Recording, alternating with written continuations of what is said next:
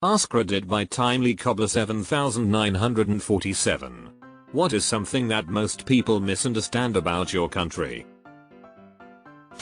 It's not paradise in New Zealand. Just the other day I had a stone in my shoe. Ruined my day.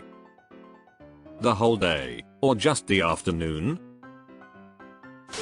That they can visit London, Stratford-on-Avon, Stonehenge, Bath, Edinburgh and Skye in a week.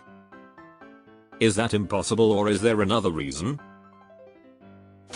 American foreign policy does not reflect the will of the people.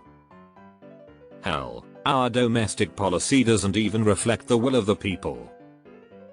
The vast majority of us have very little say in what our elected officials do in our name. I think that can be said of any country. They think we're nice. Where are you from? That we're all high and happy. We're also high and super violent. Jamaica? People think we speak French in Belgium. Like, yes we do, but most of us actually speak Dutch and some people in the East speak German. We are more diverse than some people think. I don't acknowledge Belgium.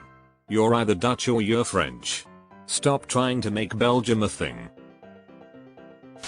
Paris is an important part of France, but it doesn't represent the whole country, and neither do Parisians. Most of metropolitan France, like 90% of it, actually looks like 22,136,697 JPG. And also, France isn't just a European country, and hasn't been for a very long time. This https://www.outlooktravelmag.com/media/getting-around-main-french-polynesia-153668884.webp close bracket is also France. And so is this https://cdn.futura-sciences.com/images/la%20reunion%20fleurs.jpg close bracket dart. And so is this https://spirit-selection.com/app/uploads/spmload-13.jpg close bracket dart. There's more to see than the Champs-Élysées. You can visit France and even live there your whole life without ever stepping foot in Europe. So any old colonial power has places like that. USA, we're not all fat and rabid gun owners. We do have some heavy well-armed people, but that's not all of us. Plus we're as confused as you as to how in 4 years we didn't improve our two choices to lead our country from Biden and Trump, yet here we are. As an overweight non-rabid, had my shots, gun collector. I agree, this is a run I never wanted to see. German. So succinct. So efficient. London does not represent the entire UK. Honestly, London might as well be its own little enclave.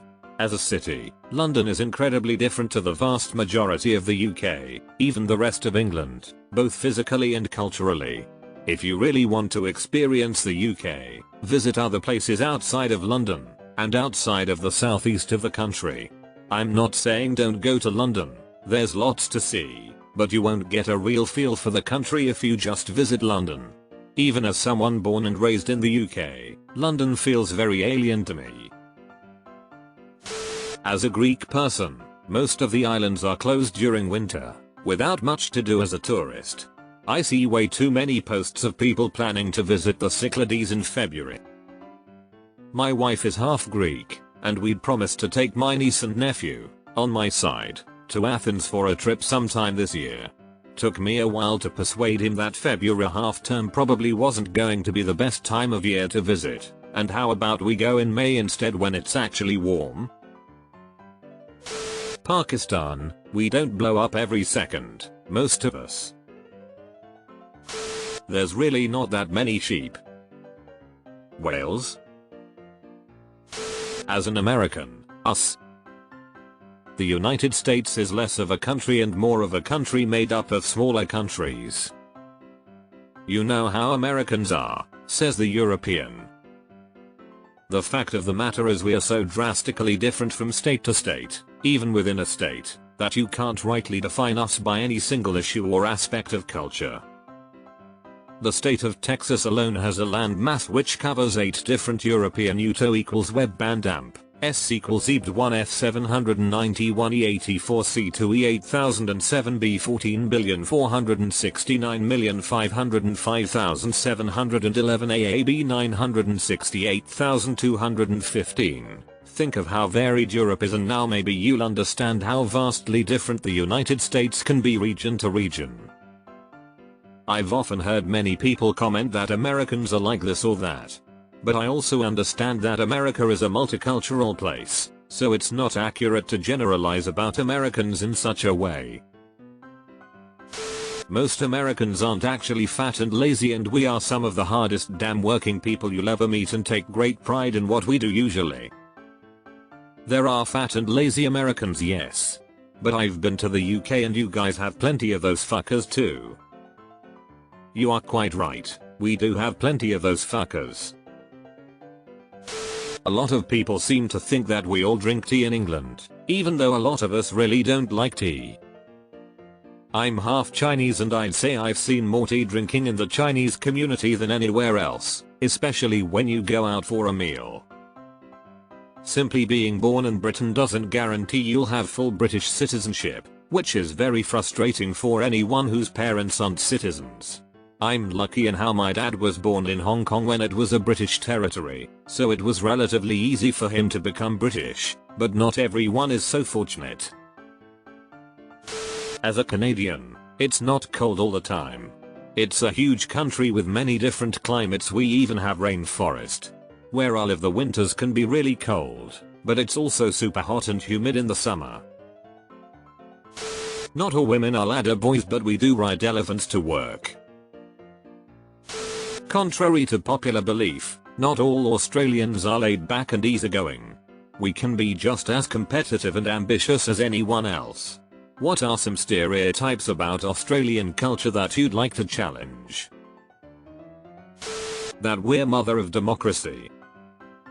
Does anyone actually think that? Lol, I thought it was just our G20 host tagline. Most people here hate samba and at least half dislike soccer. That koalas drop out of trees on purpose. They don't. They lose their grip and land mostly either on the hard rock and dirt ground or on the hood of someone's car. But drop bears do, right? Most people outside the UK understand it better than most people inside it. Imo. This is a misconception that our primary schoolers themselves have, and that is thinking South Africa is a first world country. It has potential, and in 2005 to 2010 showed glimpses, but all went downhill from after those years. Singapore and their death penalty. It only applies to 33 offenses including murder, drug trafficking, terrorism, use possession of illegal firearms and kidnapping. We're not gonna sentence you to death for chewing gum. The gum selling was banned because some idiot stuck gum between the train safety doors and delayed a whole train line from working that day. So we technically can buy gum from overseas and possess them in the country, but we can't sell them or distribute them.